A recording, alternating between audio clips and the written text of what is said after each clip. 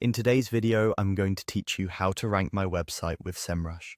We'll walk through a simple workflow inside Semrush that helps you discover the right keywords to target so your pages can climb the search results.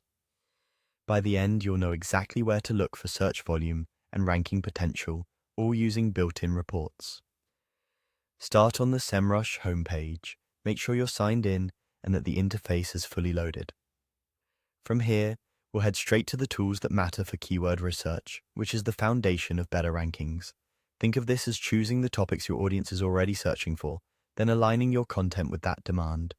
Next, click the SEO section in the main navigation. This groups together the research and analysis features you'll use most often.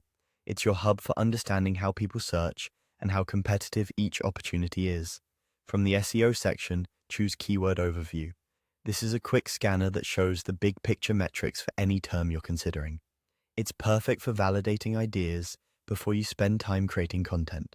Here, you can see things like overall search volume and how difficult it might be to rank. In the Keyword Overview search bar, type your keywords. Start with a core term that describes your product, service, or topic.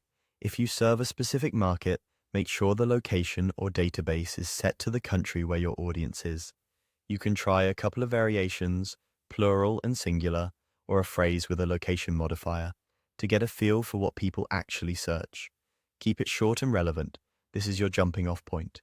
Click Search to load the data. Semrush will return metrics for that term along with ideas that are closely related. This gives you a fast read on demand and competitiveness before you go deeper.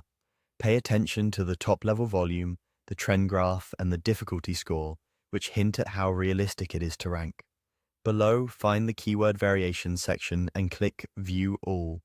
This opens a more comprehensive list in the Keyword Magic tool, which is where the real exploration happens. You're now looking at a broad set of related searches users make around your seed keyword. On this page, you'll see ranking-related insights and search volume for each variation.